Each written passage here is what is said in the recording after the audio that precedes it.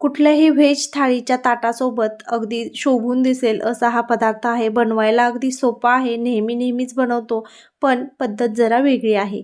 तर पहा, या वड्या ज्या आहेत ना त्या खूप सुंदर दिसतात। पुरी भाजीची थाळी असू देत किंवा खीर चपातीची थाळी, प्रसादासाठी कुठलाही पदार्थ बनवायचा झाला तर अशा पद्धतीच्या या वड्या नक्की बनवून पहा। चला रेसिपी सुरू करू। तर इथे गरा घेतलेला आहे 1 वाटी, थोडंसं तूप टाकून घ्यायचे आणि चांगला हा रवा मध्यम आचेवरती भाजून घ्यायचा आहे।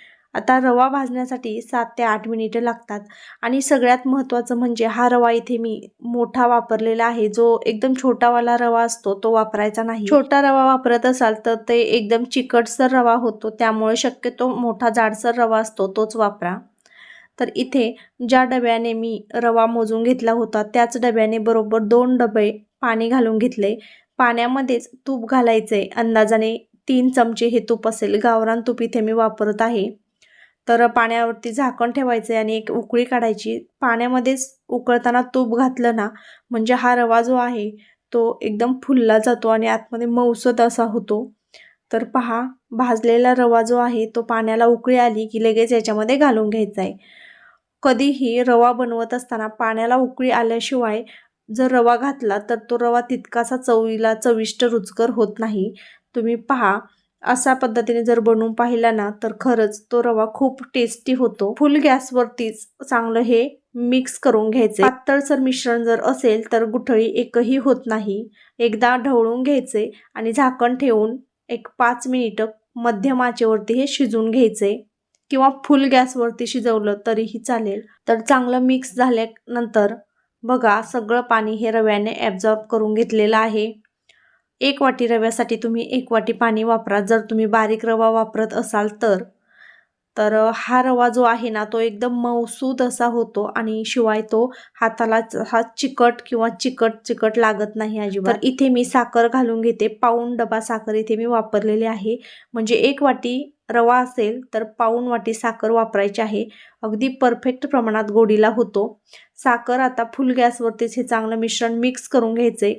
थोडंसं पातळ झाल्यासारखं वाटतं, पण झाकण ठेवून हे पुन्हा मध्यम आचेवरती जर आपण हे एक 5 मिनिटं परतवून घेतलं ना तर पूर्ण असा हा कोरडा रवा होतो। खूप आणि खूप टेस्टी लागतो। नेहमीच्या पद्धतीने तुम्ही रवा बनवत असाल ना तर या पद्धतीने सुद्धा एक वेळेस बनवून पहा, तुम्हाला नक्की आवडेल।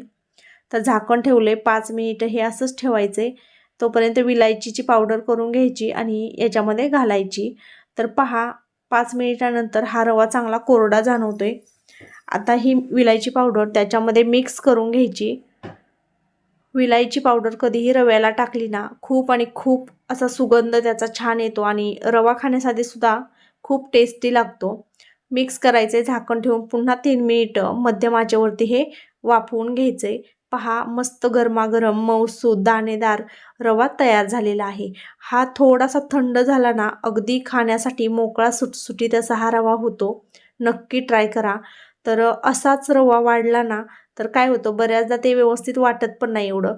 मग घरामध्ये लहान मुलं असतील किंवा काही आपण जेवण वगैरे बनवलेलं असेल पंचपक्वान्नाचं किंवा काहीही भाजी पुरी चपाती असं, तर त्याच्यामध्ये जेवताना जर तुम्हाला रवा वाढायचा असेल तर आपण असाच तर देऊ शकत नाही। मग वड्या जर याच्या बनवल्या तर खूप छान दिसायला दिसतात त्या। पहा, असं ताटामध्ये थापून घ्यायचे आणि थोडंसं थंड झालं की याच्या वड्या पाडून घ्यायच्यात, खूप सुंदर दिसतात। जर पाहुणे येणार असतील, घरामध्ये लहान मुलांची पार्टी वगैरे असेल तर तुम्ही अशा पद्धतीच्या वड्या त्यांना नक्की बनवून देऊ शकता। तर पहा, तुम्हाला आजचा हा व्हिडिओ कसा वाटला कमेंट करून नक्की सांगा। आवडला असेल तर व्हिडिओला लाईक, शेअर आणि चॅनलला सबस्क्राईब जरूर करा। पुन्हा भेटू अशाच छानशा रेसिपीच्या व्हिडिओसह। तोपर्यंत धन्यवाद।